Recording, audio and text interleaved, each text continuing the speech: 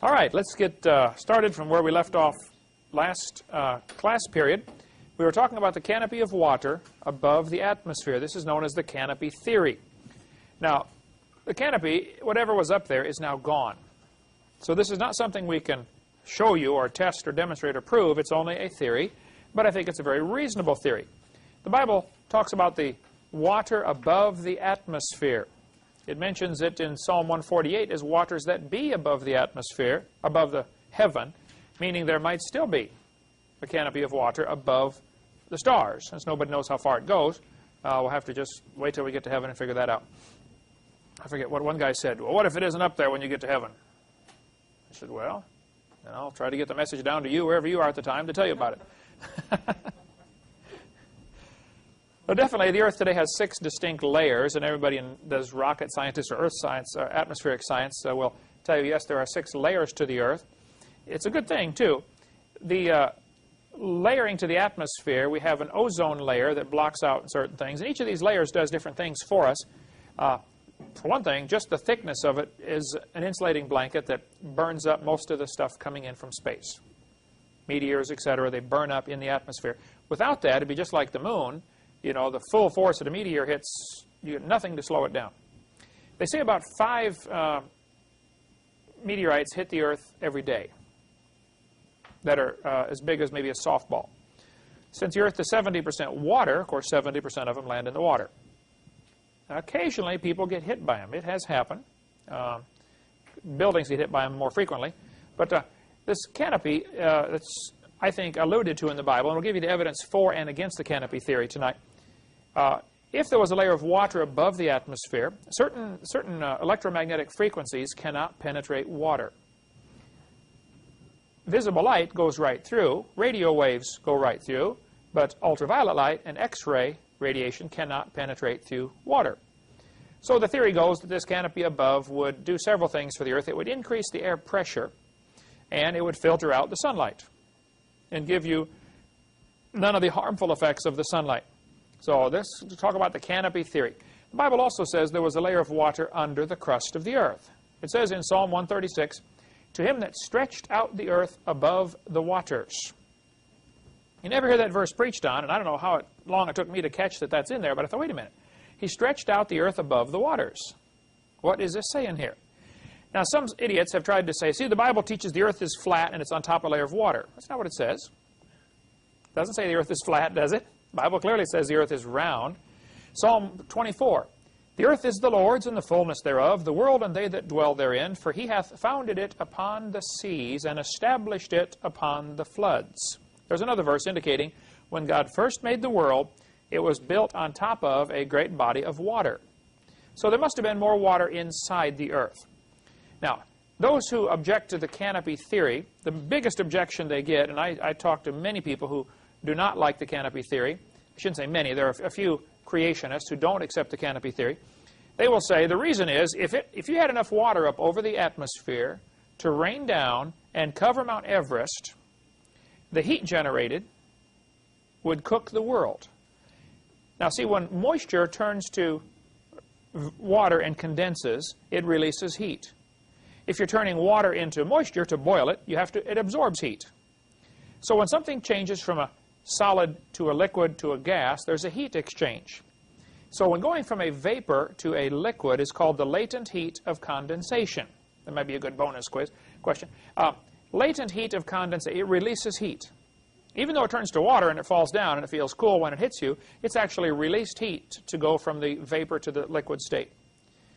You have to release heat, you have to take heat away to get something to go from a liquid to a solid state. Freezing.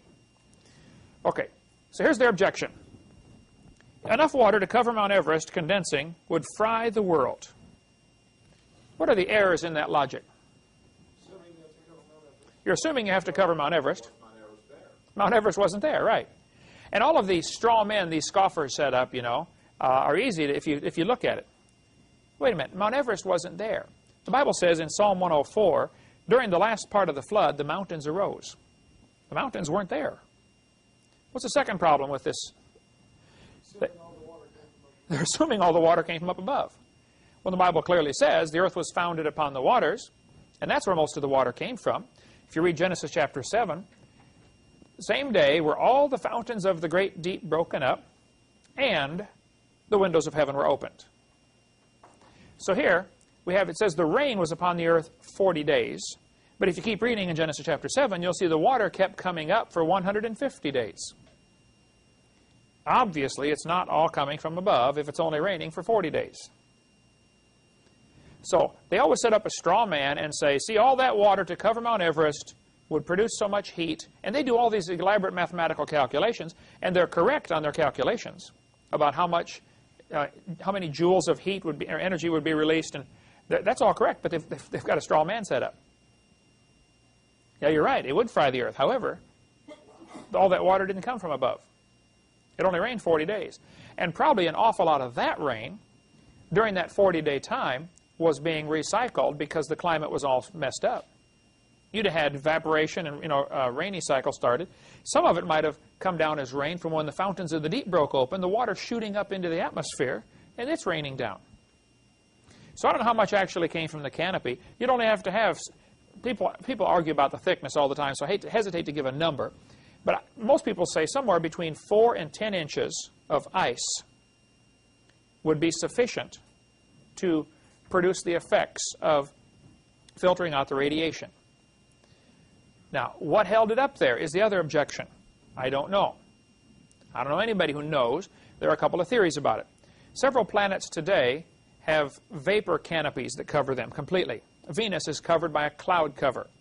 Clouds, of course, are 100% water, and they float just fine. If you get water droplets small enough, the surface area is so great compared to the volume, they simply can't even fall. You have to have something to stick to get enough mass together so they can fall. And you have drizzle droplets that form into, I forget the sequence, drizzle droplets to some other kind of droplets, cloud droplets to, maybe it's the other way, cloud droplets to drizzle droplets to rain droplets. They have to slightly get bigger and bigger, and pretty soon they fall. Well, most of the water, I think, came from inside the crust of the earth. So the fallacy in the argument is they're assuming all the water comes from the canopy. Not true at all. Most of it came from inside the earth. The earth today still bears scars. The San Andreas Fault, the mid-Atlantic ridge, that crack right there is a crack that was 46,000 miles long. Runs completely around the world, like a seam on a baseball.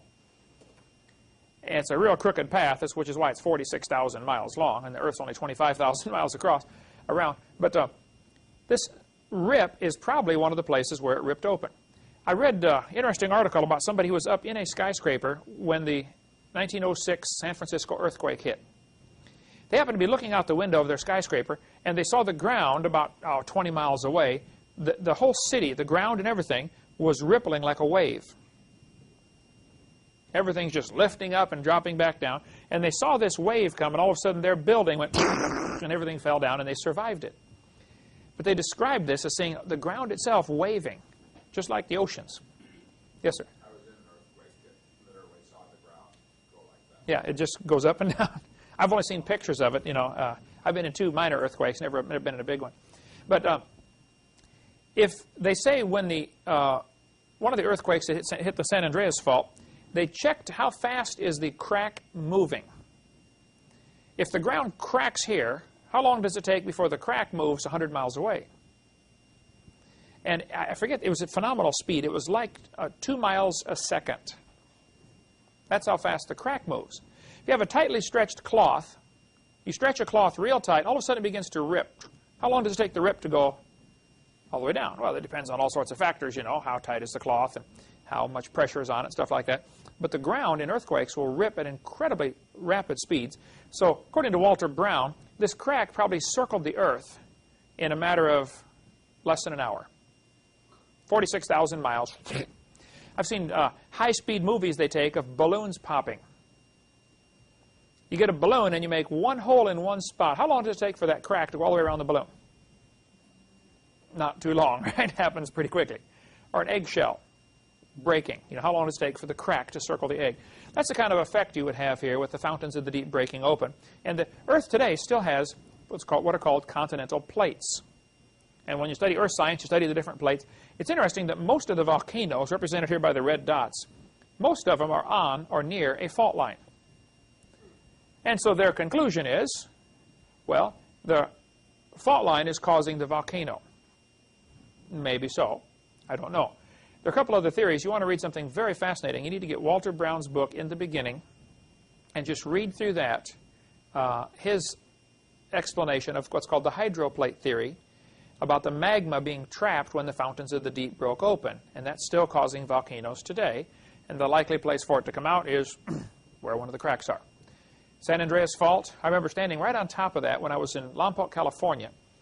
I was driving through the country and I went over the San Andreas Fault. I stopped, and you stand there and you look down both directions and you see this massive crack. And you're thinking, I mean, up these mountains beside it are, you know, really big mountains.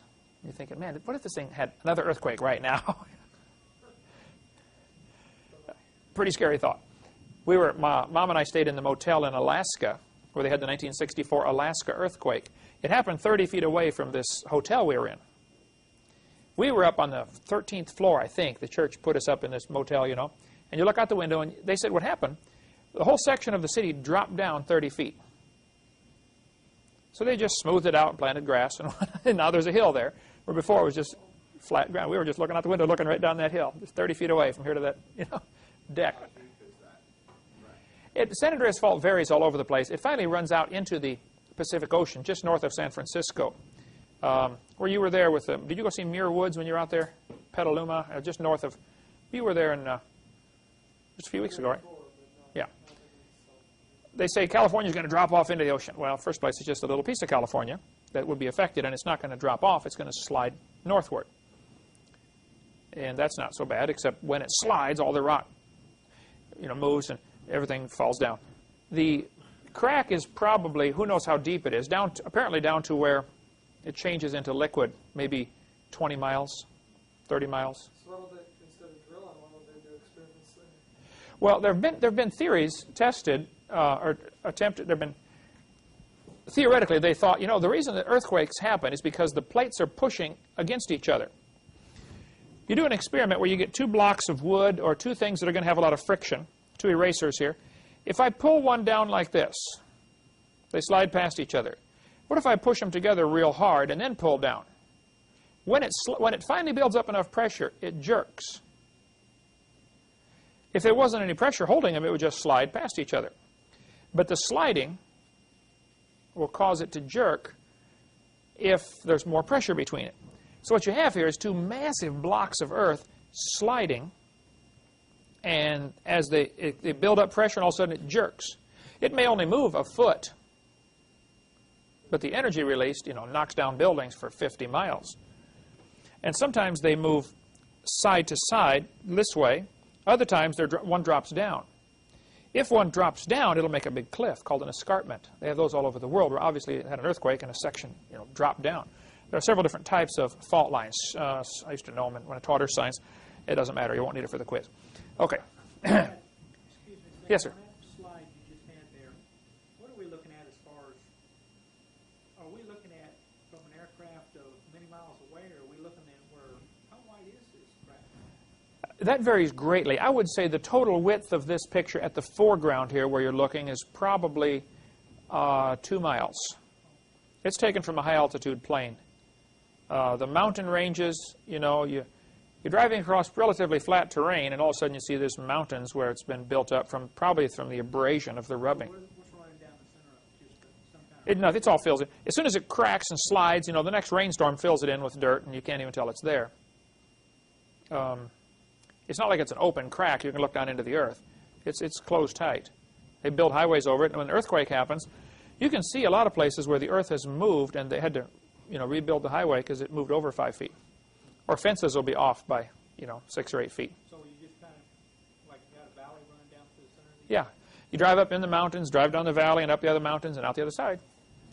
And if you didn't know what you were looking at, you would think you just drove over some hills. And in some areas, the San Andreas Fault's hardly noticeable. It's not like this all the way along, but an awful lot of it is. Pretty noticeable crack in the ground. Okay. The greenhouse effect is what happens when you have something that lets light in, and the energy is absorbed by the ground, and then it's re-emitted, and it comes off as a different kind of energy wave, and so it's trapped. It can only penetrate through the glass one way. A layer of carbon dioxide above the Earth would make what's called the greenhouse effect. a layer of water above the Earth will do the same thing. Environmentalists are all nervous about, us burning all the fossil fuels and producing greenhouse gases,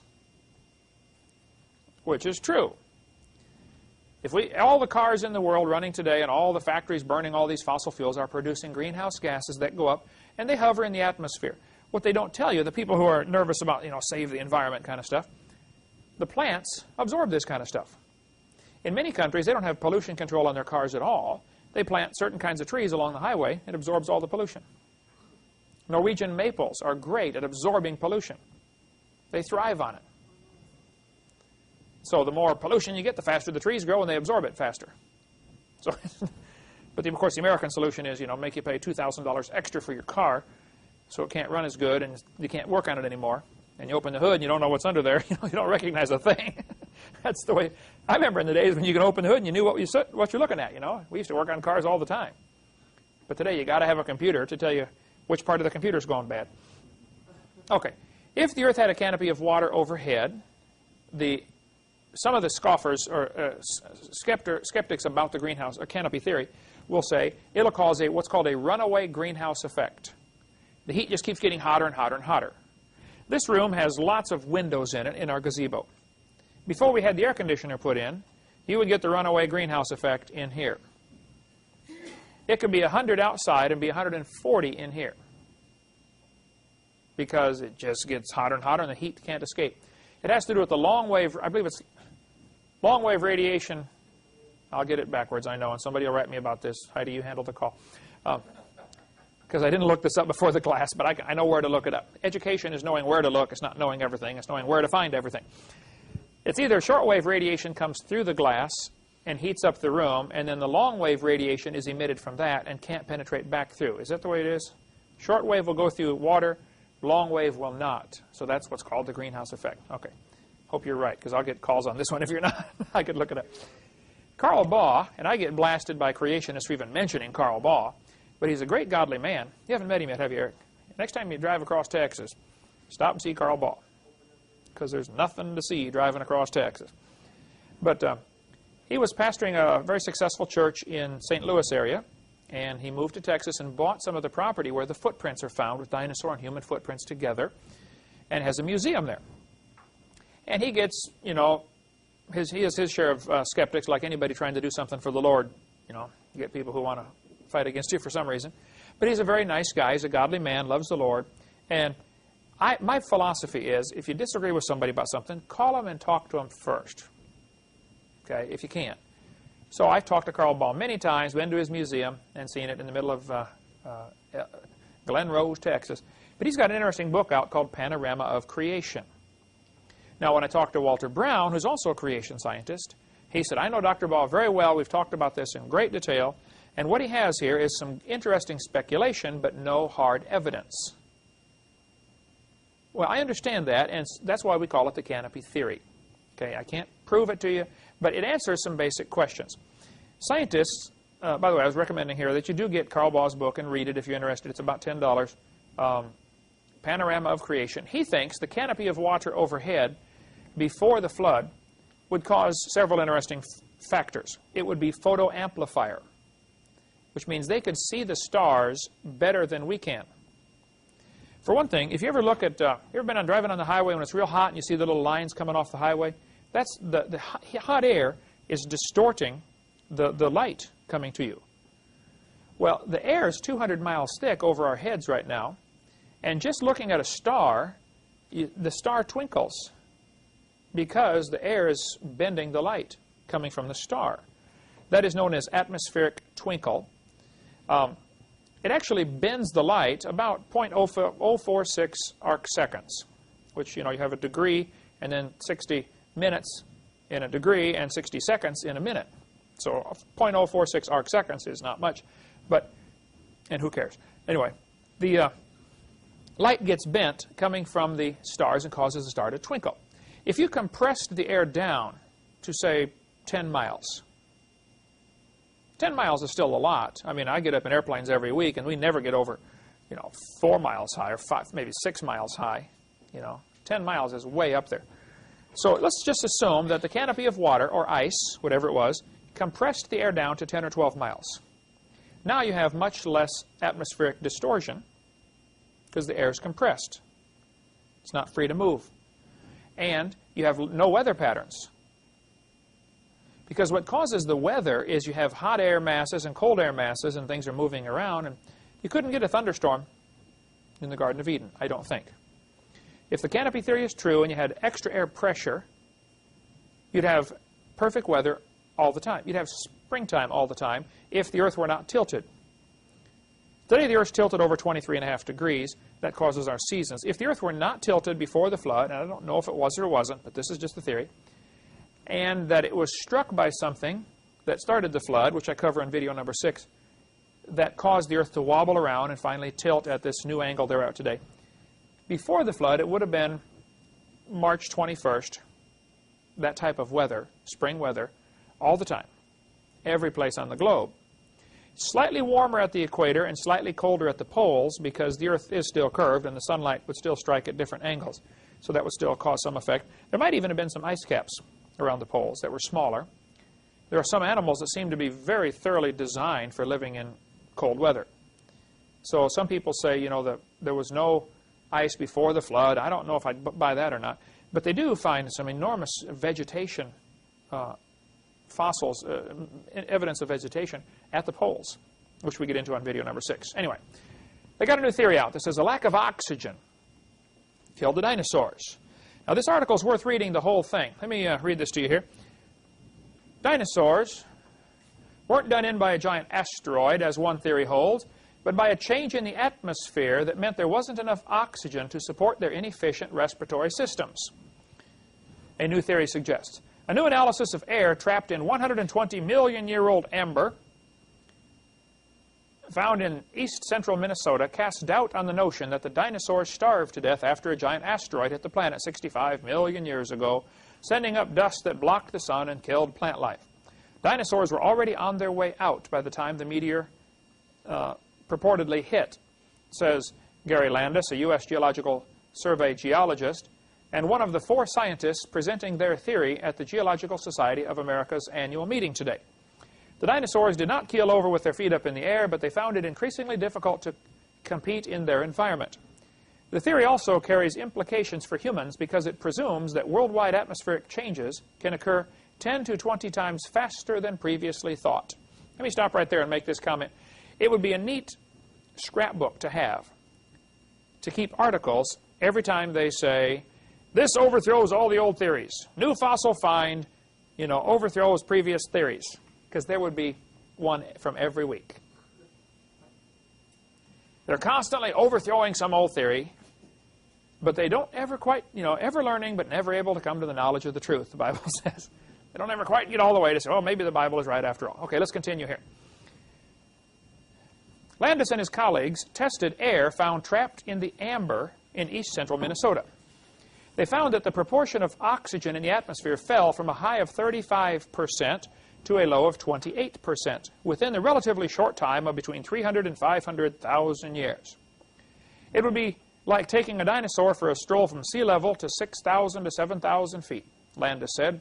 The oxygen-rich air resulted from volcanic activity, which pumped out carbon dioxide, which was converted into oxygen by plants. Now, hold it. Let's stop right there. Does he know that? I encourage kids, when I go to public schools and speak, I'll read through part of their textbook and I'll say, no, wait a minute. Is this what the author knows or is this what he thinks?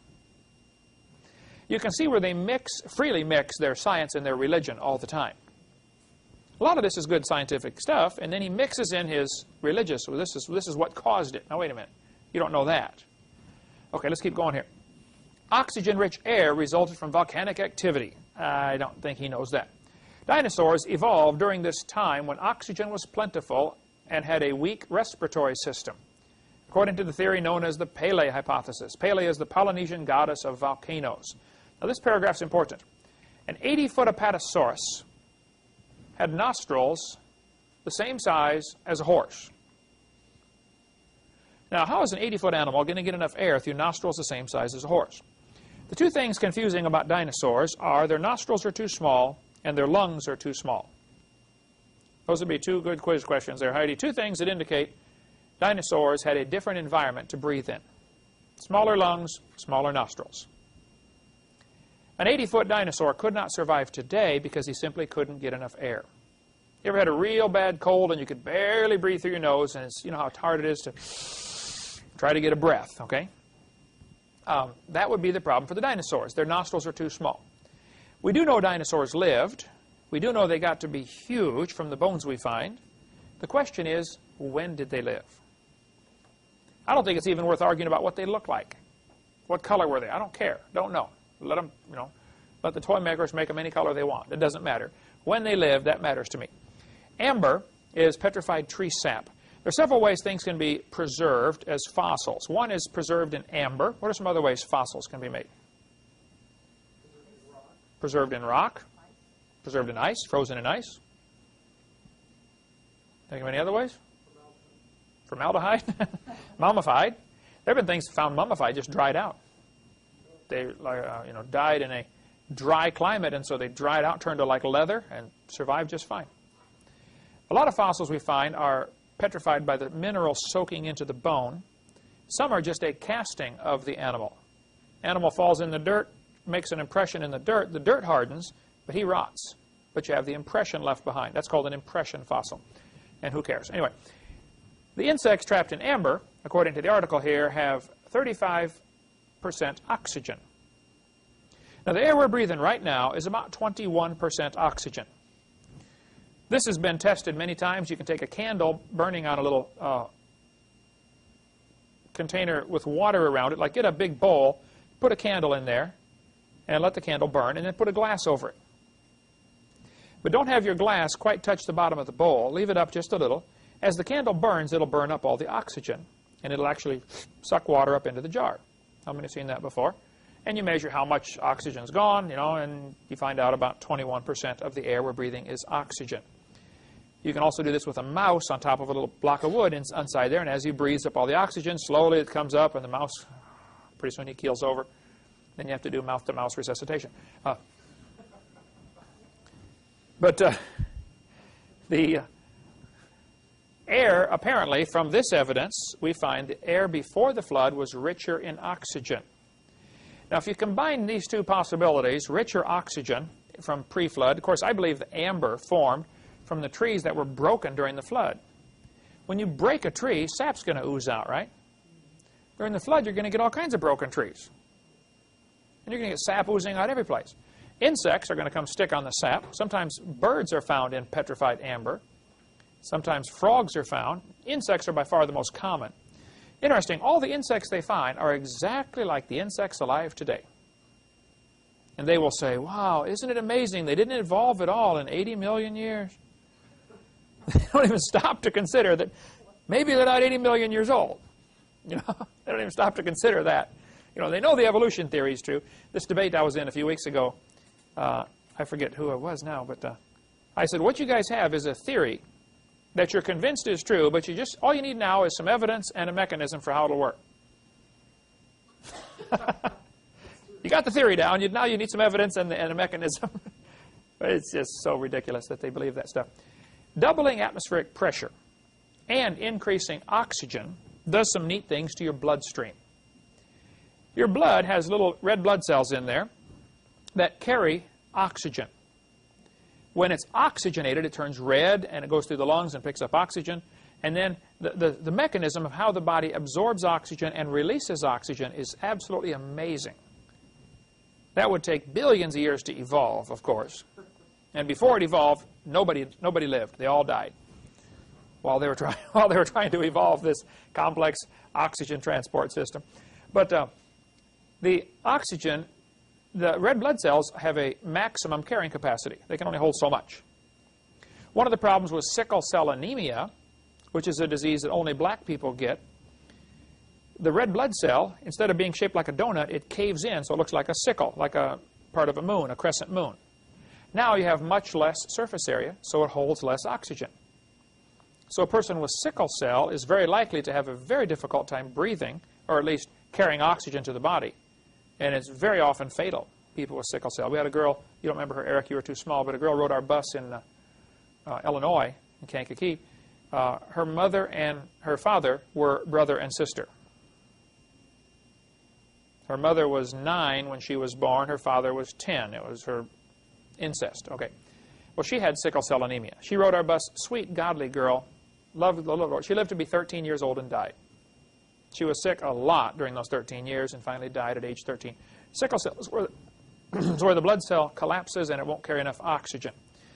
But if you get enough pressure, not only will your hemoglobin and red blood cells carry oxygen, your plasma actually absorbs oxygen. Now, plasma is the juice that your blood is, the liquid part of the blood, not the solid part like the platelets and the red blood cells and white blood cells. It's the liquid part. You can donate plasma. Anybody done that before? Donate plasma? They stick a needle in, take your blood out, and they spin it in a centrifuge, I believe, to separate the solid particles, and they put those back in. They just keep the liquid part, plasma. The advantage of using plasma is it doesn't matter what blood type you are. If a soldier is shot on the battlefield, you don't know what blood type he is, well, give him plasma. That'll certainly help. You have about 1 pint of blood for every 15 pounds of body weight. So a 150-pound person has 10 pints of blood, a little over a gallon. Gallon and a quart. So if a guy's been shot and he's already lost, 4 pints of blood, he's only got 10. It starts to get pretty serious pretty soon. Anyway, under double atmospheric pressure, plasma gets oxygen saturated. So I say in the seminar, before the flood came, if you had double the air pressure and increased oxygen, you could run for hundreds of miles without getting tired. As your body gets depleted in oxygen, you begin to cramp up, especially your body if you can't carry away the lactic acid from the muscles. That's what causes cramps. And who cares? It's not biology class. But anyway, Jessica McClure, and there's still a controversy today about how she ended up down in that well. She was 18 months old. There were 2 neighbor kids, I believe neighbor kids, that were 5 and 6 years old playing over there. Some people think, they shoved her down the well. Because how do you get an 18-month-old kid down in an 8-inch pipe? Nobody knows. However she ended up down there, she was stuck in this pipe. Maybe how many saw the movie about Jessica, baby Jessica stuck in the well? They've played it on TV a couple of times. The problem is her left leg was down in the pipe, and she did the splits and was down in the pipe 20 feet down. This is an old abandoned well. I don't know how deep the pipe was altogether, but it was just amazing the way they rescued her. Had to dig a tunnel beside it and chisel over. But the rock is just real hard rock in that region. And so they finally got her out of the well. Well, she'd been down there nearly 2.5 days, 58.5 hours in this well. Lots of her body was black from lack of circulation. You can see on the picture here the black spots where blood wasn't circulating. This does the same thing as frostbite or fire. Freezing or burning has the same effect on your skin. It destroys it and it dies. Lack of oxygen will do the same thing. If you ever sleep on your arm wrong or something and you wake up and it tingles real bad, ever done that? Or sit on your foot for a long time and just tingling? You've cut off the blood supply and the lack of oxygen to the tissue there. Well, Jessica, after being in the well for 2.5 days, they said, we're going to have to cut her leg off. One doctor said, well, hey, before we cut her leg off, let's put her in a hyperbaric chamber for a while. These were invented, I believe, just for scuba divers that come up too fast. If you're down under water, everything's pressurized, including the air in your lungs is pressurized. And the air in your blood gets pressurized. So after you're down underwater swimming around, your body gets used to this pressure, and you feel just great. But if you come up real fast, those little tiny air bubbles in your blood grow because the pressure's let off. If you put a balloon in a pressurized chamber, the balloon will shrink down. When you relieve the pressure, the balloon will come back up. It responds to the pressure. What's happening in your blood, these little tiny air bubbles are going around, no problem, everything's fine. But blood vessels come along and they split and branch off like tree branches. Every time they split, they get smaller. Eventually, you get out to the capillaries, which are extremely tiny, and there's zillions of those all over your body. Well, you have an air bubble that normally flows right through your capillaries and everything, but now it's 4 times normal size. It's going to come along and plug up the hole because it can't fit through the hole. Well, wherever that blood was going is now not getting any blood.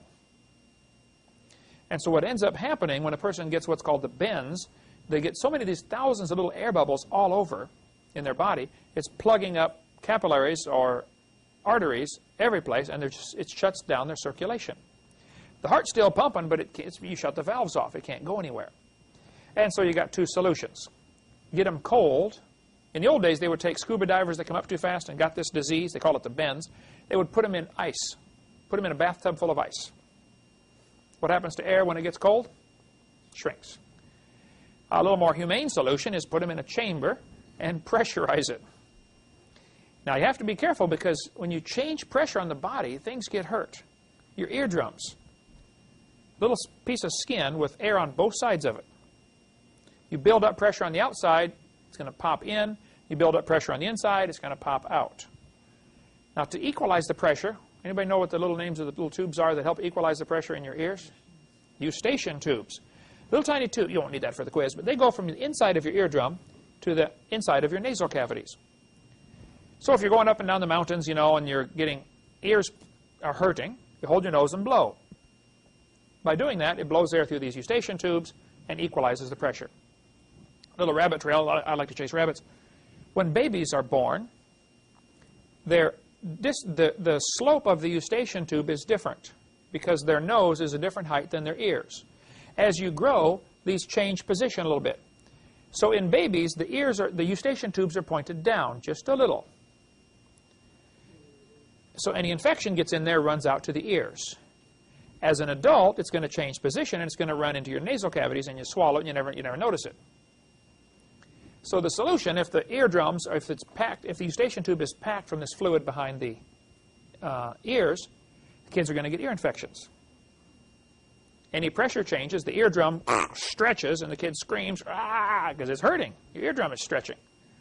Many years ago, teachers would box. They'd say, I'm going to box your ears. Come up behind some kid and bam, slap the side of his head. Now, what's going to happen? You got a column of air right here that you are now compressing suddenly. It's going to split the eardrum going in, right? Thomas Edison had his ears boxed as a kid and was nearly deaf the rest of his life, which is why a lot of his inventions had to do with hearing type things to help people hear better, because somebody boxed his ears. Okay, we'll get into more Jessica in just a moment. Let's take about a 3 or 4 minute break. All right, let's talk more about these hyperbaric chambers. This one holds one person. They slide the person in. It's all glass so the person doesn't get too claustrophobic. But these were used, maybe even developed for people who got the disease called the bends. That's from coming up too fast, relieving the pressure, air bubbles build up, shuts off blood supply, and you die from lack of circulation to the various tissues. Baby Jessica was put into a hyperbaric chamber, pressurized to 2.18 atmospheres. Now, in America, we measure our tire pressure in so many pounds per square inch. In most of the rest of the world, they measure it in atmospheres. If you go check your tire pressure at the gas station in Germany, they'll stick the gauge on and say, you got 2 atmospheres. Well, what is that? Okay. 1 atmosphere is 14.7 pounds. That's at sea level. Because there's enough air above us right now that we're living at the bottom of an ocean of air. If you get up to the top of the ocean of air, you'll be gasping for breath. You won't be able to breathe up there. And if you leave, you'll really be gasping for breath. The pressure of this column of air, 200 miles thick over us, is about 14.5 pounds, 14.7 pounds per square inch. That's an enormous amount of pressure. If you figure how many square inches of body you have, that's an awful lot of pressure. If you take a can and you remove all the air from inside, it'll cave in just because of the air pressure. You do these experiments where you can, drop a piece of burning cloth or burning paper inside a can and put the lid on. As it burns, it creates a vacuum, slight vacuum, removes 20% of the oxygen, sides cave in. Did that stuff for science class all the time. Okay, they put Jessica in one of these chambers and filled it up full of pure oxygen to 2.18 atmospheres. Within a few hours of forcing oxygen into her system, her leg turned pink. Most of her skin was saved. What would have been a very serious illness or a very serious problem from all the lack of oxygen turned out to be fine. The largest chamber in America that I've been able to find is in Pensacola, Florida, University Parkway. In an emergency, they can hold 30 people at a time. There are over 400 hyperbaric chambers in America now. The vast majority are located along the coastlines. Why would that be? That's where most of the scuba divers are going to be, right?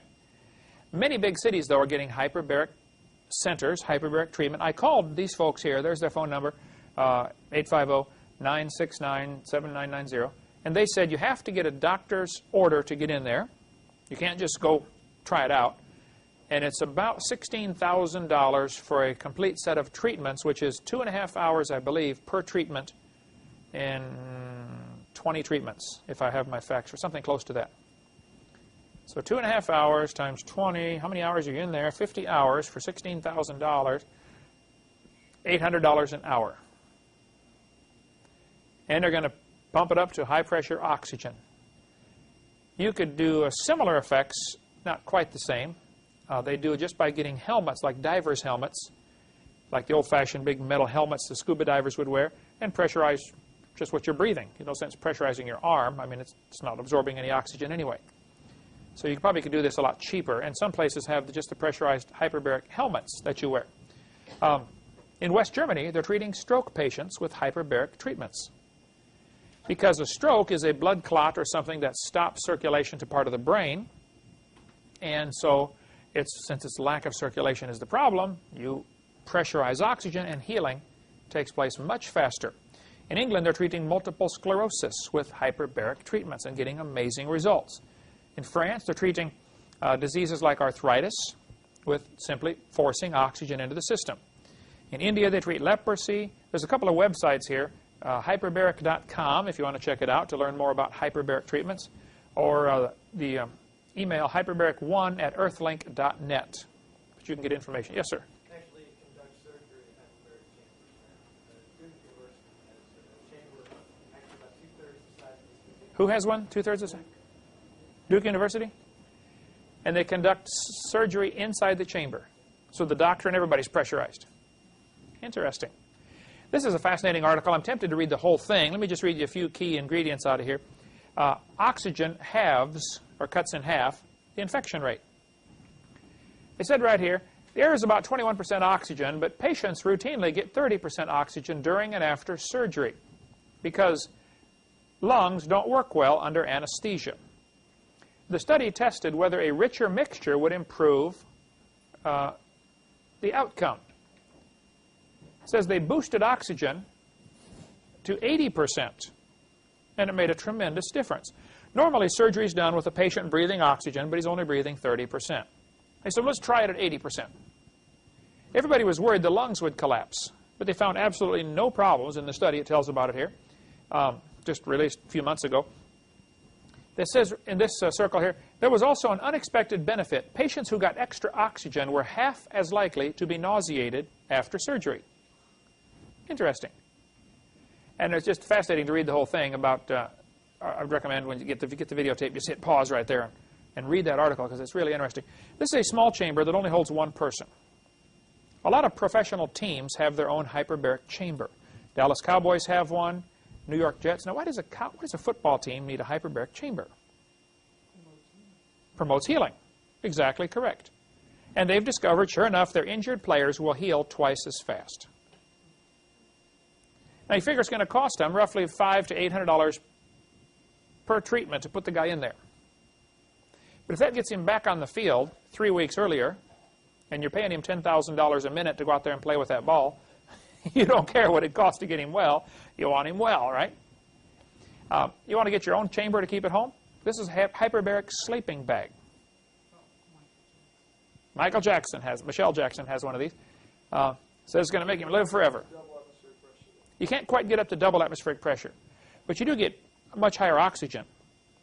Well, it's got a little oxygen cylinder. It pumps it in. How do you get the pure oxygen? You can go to welding supply shops and get a bottle of oxygen. I got one in our bedroom. Remember, we had one for Mom. We just took the hose while she was, healing from this tailbone injury. We would just, sleep with oxygen just barely flowing, just to increase the oxygen in the room. It wasn't pressurized. Didn't see any dramatic results, but adding oxygen to the system helps. There's a clinic in Dallas. It's in my seminar notebook. If you get the seminar notebook, the section in there about cancer called oxidative therapy.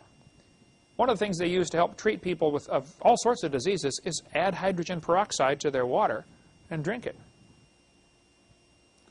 Hydrogen peroxide is H2O2.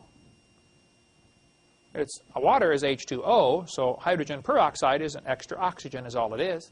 And when it breaks down, it turns into oxygen and water. I've drank it many times, not pure. I'll take a glass of water, and now if you get, Walmart hydrogen peroxide, it's only 3%. 97% of what you buy is, if you're buying a bottle of water, 3% is hydrogen peroxide. At some drugstores, you can still get 30% hydrogen peroxide. That's the strongest I've heard of, available, over the counter. But some of the drugstores, in the old days, they would sell hydrogen peroxide, 30%, and people would, just rub it on their head and bleach their hair out.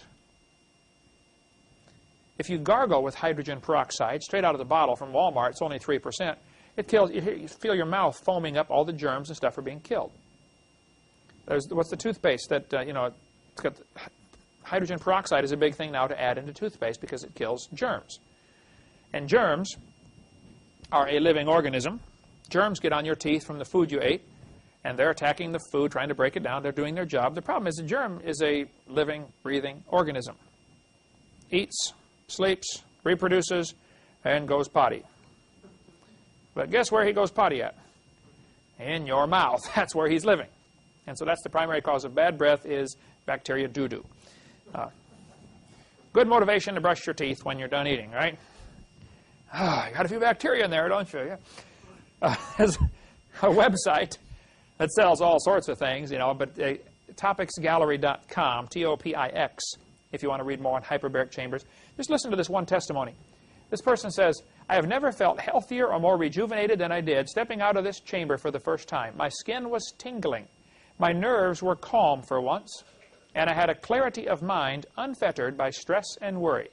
We may not have found the proverbial fountain of youth here, but this is as close as it gets. By increasing the uptake of oxygen in the body, the Hyperox chamber has been clinically designed to help the body function better. There's a lady who goes to Calvary Baptist Church here in Pensacola, over on by the fairgrounds. What's the name of that road? Pine Forest Road. Okay. She, little short lady, she was in some kind of bad accident, and they said she's going to die anyway. Let's put her in a hyperbaric chamber. And you're not supposed to be in for more than a couple hours. They put her in there and left her in for 56.5 hours. And she says that is probably the world's record for anybody being under hyperbaric treatments. High-pressure oxygen, 56.5 hours. I believe she said she was in there 58 hours or something. I don't know. Maybe I'm getting Jessica confused because it's real close to the same. But she's fine today. No, not blind. They worried about extra oxygen causing blindness. She says, I have absolutely no side effects. Why would oxygen... I'm not sure how the oxygen makes blindness. You know how that... I don't remember all the ins and outs. My late wife, they used the hyperbaric for her problems, and that was one of the concerns.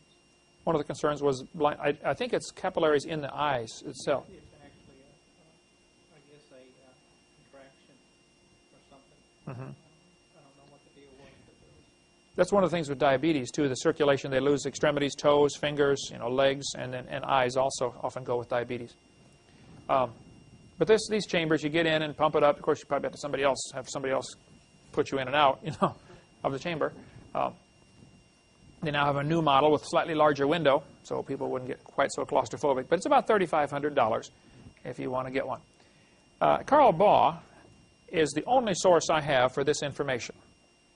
And some people say, where's the evidence? I want to see the evidence. I don't know that I can prove this. I'll just say, call Carl Baugh. I've seen in his office when I was there pictures, and I don't have a picture. All I have is a drawing. But there is a picture from a magazine in Japan of experiments done by Dr. Kei Mori at Keio University. And this is all right on the newspaper article there that he's got hanging on the wall. I photographed it. It didn't come out very good. Hardly visible on the photograph that I took with the $10 camera I bought for the occasion. But I'll try to get a better picture. The story says that Dr. Mori was, of course, in Japan, property is extremely expensive. A little bitty apartment may cost you $2,000 a month, So he lived in a basement apartment. No windows. But the Japanese like to raise plants, little bonsai plants and all this kind of stuff. So he started raising a tomato plant in his basement, but had no windows. Since he worked at the university, he got a piece of fiber optic cable from the physics department. And he ran the fiber optic cable from the roof down through the wall to light his plant. How many have seen those? Mom has one on the piano, doesn't she, where the lights turn under it and the little fiber optic, looks like a little tree, the light comes out the end of the fiber optic cables. He was lighting his plant with fiber optic cable. The plant began growing faster than normal and producing more fruit than normal. So he thought, wow, why is this happening here? He theorized that possibly the fiber optic cable only allows in light, it won't allow in ultraviolet light. It's blocking it like sunglasses block UV light. And so he moved this plant to his university and put a plastic shield over it, which would do the effect of blocking out UV light, like sunglasses, okay? A UV blocker. He also knew that plants breathe carbon dioxide, and so he built a little sock around the stem of the plant that he could pressurize with carbon dioxide. Kind of like pumping up a little tire around just the stem of the plant, not the leaves, okay? If he could have done the leaves, it would have been much better, we assume. He pressurized CO2 to the stem of the plant. After 2 years, and again, according to Dr. Baugh, and according to the article sitting on the wall of his place, which is from a newspaper, after 2 years, the plant was 16 feet tall and had produced 907 tomatoes. They moved it to a shopping center, built a bigger plastic shield over it, and again, they're only pressurizing carbon dioxide to the stem. To pressurize a room this size would be very difficult. You know, the windows are going to blow out. It's going to find a leak someplace, okay? You can't, there's really problems with getting large pressurized systems. One of the problems they have with spacecraft going up into a vacuum. You know, it's a big bubble up there ready to pop. The story goes that they still have these seeds for sale, and it's still a big deal in the town of Otama and Aki. They need to learn to get real names over there, you know, for like Chicago, stuff like that. But these plants can still be purchased in these towns where they have extra large tomato plants that produce an extra amount of fruit. And so, according to the story, the plant kept growing, and the last time it was reported that I heard about, it was 40 feet tall and had produced 15,000 tomatoes during its lifetime. That wasn't per year, but during its lifetime it had produced 15,000 tomatoes. Now the tomatoes, it's a cherry tomato plant, but his were baseball size. I mentioned this in my seminar, and a guy came to see me from University of Terre Haute, Indiana. He said, Mr. Hovind, I believe that's where it was. He said, Mr. Hovind, I just finished getting my PhD in botany, raising plants. He said, what I did for my PhD dissertation is I studied soybean plants to see how many beans they produce if you increase the carbon dioxide. Normal air we're breathing is very little CO2, 0.06%. Not much. Well, plants have to live on this. That's all they get. And they don't have lungs, they can't breathe it in. They got to wait till it drifts by to absorb it. Well, if you pressurize CO2 and you increase the percentage, plants are going to grow like crazy. Now, the more plants grow, what do they put off? Oxygen. That's why you always feel refreshed when you go walk into a forest, you know, invigorated, like, wow, you know. They say if you put real plants in an office building, everybody works better because they get more oxygen. They stay alert longer. The increased CO2, this guy told me he put 0.09% CO2. Instead of 0.06, it's 0.09, 50% boost. He said his PhD dissertation dealt with this topic. He said his soybean plants produce twice as many berries, they call them a soybean berry, twice as many berries as regular plants. And he said, I only gave it a 50% boost, and I didn't even pressurize it. It'd be a neat science fair experiment for some kid to do, would be to raise some plants inside a terrarium, glass cover, as a control, raise identical plants in another one, and every morning break off a little piece of dry ice and drop it in. Dry ice is solid carbon dioxide. And that's what plants breathe. As it vaporizes, it'll produce lots of CO2 in there. You know, plants can only use so much. It's like you say, you know, would my car run faster if I had a 400-gallon gas tank? No, it can only use so much at a time, right? And plants can't use, you know, 100% CO2 wouldn't help more than 50%. somewhere along the line you would reach what's called the point of diminishing returns. I don't know where that is, but that needs to be experimented on. If you try, 0.09, 2%, 3%, and see where it starts to lose effectiveness, because now you've reached the saturation point. The plant just can't absorb anymore. But that'd be a neat experiment for some kid to do for a high school science fair project. Okay, so the cherry tomato plant indicates that things were very different before the flood. I suspect this canopy of water explains why we had so much vegetation. Dr. Eugenius Scott is the president of an organization who's dedicated to keeping creation out of public schools. It is called the National Center for Science Education. The liberals and the communists always pick some name like that, for the people, or the American way. They always make it look like they're good guys. Just by the name, they try to deceive people. National Center for Science Education is actually a private organization started by Andrew Carnegie to keep creation out of the schools. I suspect there's a bigger picture here. Our founding fathers believed that we've got rights that come from God. And when you get folks believing they have rights that come from God, they don't make good slaves. And so if you want everybody to be enslaved in a new world order, you have to get those people to believe there is no creator, and your rights come from the government.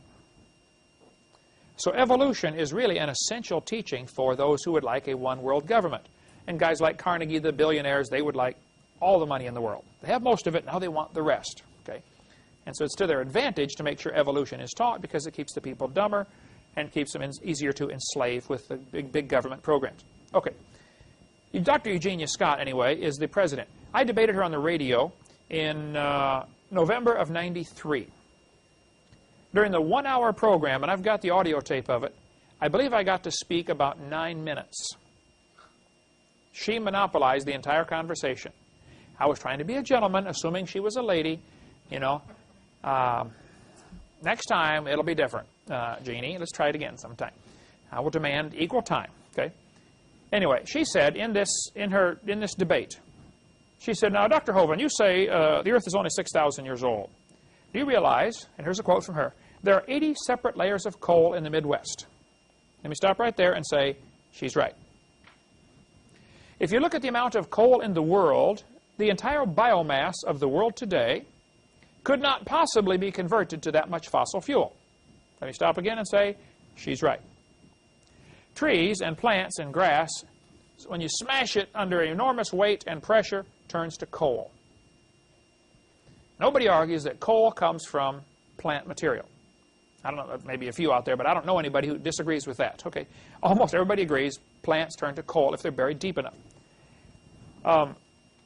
It is true, if you took every tree in the world today and buried it, you couldn't produce all the coal we have. Two true statements here. 80 separate layers of coal.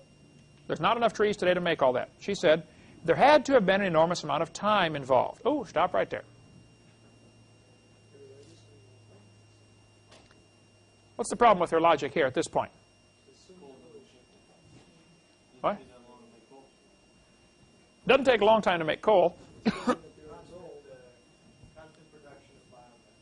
Assuming a constant production of biomass, but a major assumption is she's looking at the world today, which is 70% underwater. Was it that way when God created it? Where was most of the water that today is in the oceans? Under the crust of the earth. Let's just assume the earth had several conditions different when it was first made. Let's just assume that it was only 20% oceans and 80% water, or land. And let's assume there were no massive ice caps and no massive deserts. And let's assume you had greater plant growth per acre because you have increased air pressure from a canopy and you have richer CO2. Now you're going to get 50 times more vegetation per acre and zillions of acres available for this vegetation to grow on. People often make the assumption, Eric, when you get into debates and stuff, that they will say, how did he get kangaroos all the way from Australia to Noah's Ark? What are they assuming in that sentence? Assuming they had to start off in Australia, right? And they're assuming Australia was separate from the rest of the world. Assuming there was an Australia. Assuming there was an Australia, right? People say, where was the Garden of Eden? I don't have a clue. They say, well, it had to be near Baghdad because, you know, they got the Tigris and Euphrates River. Now, there's a faulty assumption in that. They're assuming it's the same river mentioned in the Garden of Eden, in the Bible. Didn't people come from England, come over here and settle this place and call areas New York, named after York? Is that the same place? No. It reminded them of that place, so they gave it that name, right? New Hampshire. There's thousands of cities in America named after European cities. There's a Moscow, Missouri. Probably what happened after the flood, Noah's family got off the ark, and they said, you know, that river looks like the Euphrates River. Let's call it Euphrates. Okay. They got to decide. I mean, they're the only ones left. You know, pick any name you want. Right? They're calling the shots. And so people, they read the Bible, and we got to be careful that we don't assume things because you make a mess out of the truth. So she's right. There's too much coal to be formed by the trees today, but she's wrong to say it would take an enormous amount of time. What it would take was a different world with lots more trees, all destroyed in a flood. Now, during a flood, what's going to happen to trees? They're going to float for a while until they get waterlogged, and they sink. How badly torn up they are will determine how fast the water soaks in. What species they are determines, you know, how fast the water soaks in. All sorts of factors involved here. But they're going to slowly settle out and form a layer of trees at the bottom of this ocean during the flood. Meanwhile, you've got more sediments dropping down because it's muddy water from the fountains of the deep being broken up, and it's going to cover these trees. Now you have another layer, what's called a log mat, a big pile of floating debris. It's going to float by and drop off another few hundred feet, maybe, of broken tree branches, leaves, etc. And that's going to coalify. And they find seams of coal up to 100 feet thick. The thickest I've ever read about is 120 feet. Have you been down in a coal mine yet, Eric? You went down in a gold mine, right? Up in Birmingham, a guy took me down inside the coal mine where he worked. We had to go down at 3 in the mornings to make sure, you know, it was okay with the boss, because the third shift boss was a little more lenient because nobody's down there. But we went down in this coal mine way down there, and he said, now, hang on to something. I'm going to shut the lights off. When he shut the lights off, it was so black. I was going, where is everybody, you know? He said, you can stay down here for the rest of your life, and you'll never see your hand in front of your face. Your eyes will never get used to this because there is no light. But as we're going through this coal, where we were, it was maybe 12 feet thick of solid coal. You could see logs had been pressed into the ceiling and pressed into the floor. Whole logs, 80 feet long. And sometimes you'd see pieces of logs coalified sticking out of the sides where they hadn't dug them out yet. Just solid. It was the neatest thing. In the old days, they would dig coal out with a pick and shovel, you know, and the guys got to see things that are found in the coal. Many years ago, they developed a machine that's about the size of this room. And the driver is 22 feet away from the auger that's grinding up, eating its way into the wall and putting it onto a conveyor belt and shooting. He never sees what's going on. He never sees the stuff coming out. So if any human artifacts are found buried in coal, they're very unlikely to be found today, just because of the way coal is mined. But in the old days, lots of things were found in coal. Okay, next week we will try to finish up on the canopy, what it may have been like before the flood, and what some of the effects were. You know, why did they live to be 900 years old? How do we find these giant animals, giant insects? And I've given you some of the evidence against the canopy theory, the complaints they have. We're going to give you some of the evidence for the canopy theory. One of those would be, we find amber with increased oxygen. Something was different. We find evidence of animals like dinosaurs that have small lungs, small nostrils. They had to have greater air pressure and or greater oxygen concentration. Those are two of the lines of evidence that there must have been something different before the flood. The biggest line of evidence, I think, for the canopy theory is the Bible says there was water above the atmosphere.